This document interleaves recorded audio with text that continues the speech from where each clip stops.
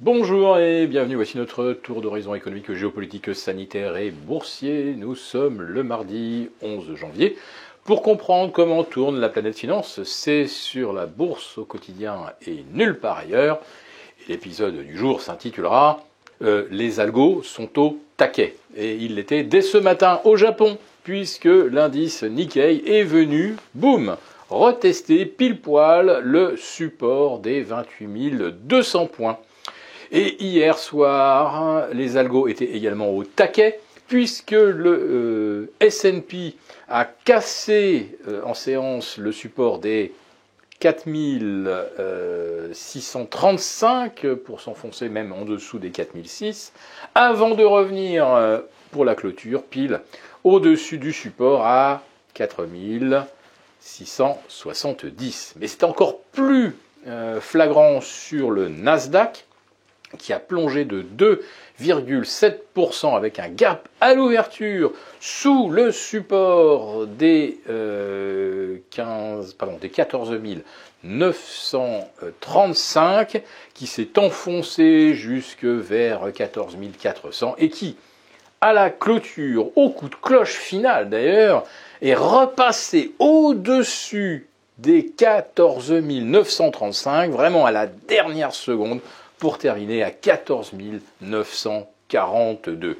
Là, c'est du grand art, parce que avec une perte de 2,7% initialement, on voyait mal comment le Nasdaq pourrait sauver sa tendance haussière. Eh bien, il l'a fait. Quant au CAC 40, retombé sur 7100 la veille, c'est-à-dire en fait ces niveaux de la mi-décembre, bah là aussi, ça a fonctionné. Hop, c'est reparti, ça remonte au-delà des 7002. Et même de façon très précise, le CAC 40 efface ou effaçait en moins d'une heure la totalité des pertes de la veille. Et voilà donc le CAC 40 qui réintègre son canal haussier court terme. CAC 40, donc il faut le signaler, surperforme de façon assez spectaculaire les indices américains depuis le début de l'année.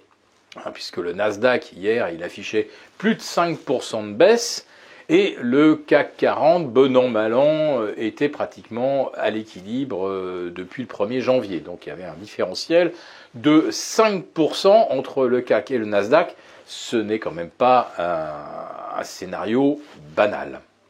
Alors, est-ce que les algos fonctionnent également sur le marché obligataire? Eh bien, a priori, oui, ça marche aussi. Là aussi, les algos sont au taquet, puisque le T-bond américain est allé chercher 1,80. Ah, oups, on venait de déborder les plus hauts de mars 2021.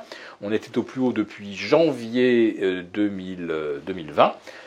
Et puis, au lieu d'accélérer au-delà des 1,78, on est revenu sagement vers 1,77 hier soir, normal, il y avait du risk-off à Wall Street, et maintenant on revient vers 1,75, donc allez, à 2 points près, on va dire que les plus hauts de fin mars 2021 ont été en quelque sorte préservés. Et j'ai regardé bien sûr le 30 ans américain pour voir si lui de son côté n'avait pas soulevé des résistances. Eh bien non, il n'est pas passé au-delà de 2,12. En fait, il aurait même fallu qu'il déborde les 2,20 pour valider un scénario donc d'accélération à la hausse sur les taux longs.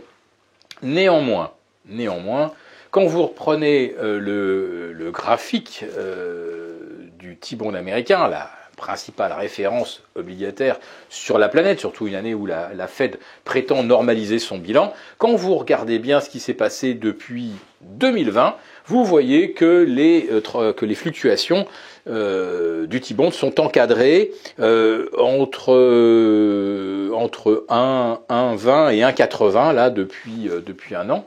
Donc faites le calcul, 1,20 à 1,80, ça fait 60 cents ou 60 points de base si vous voulez.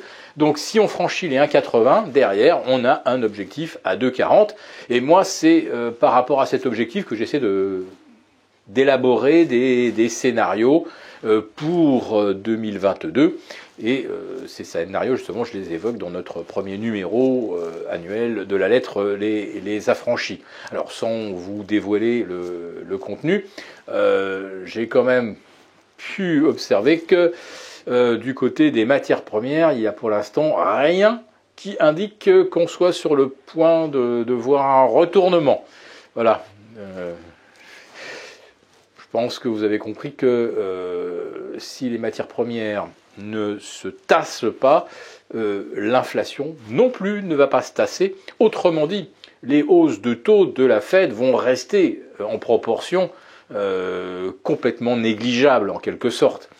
Si vous avez 6,5% d'inflation et que vous avez des taux à 1% à la fin de l'année, ça ne fait rien.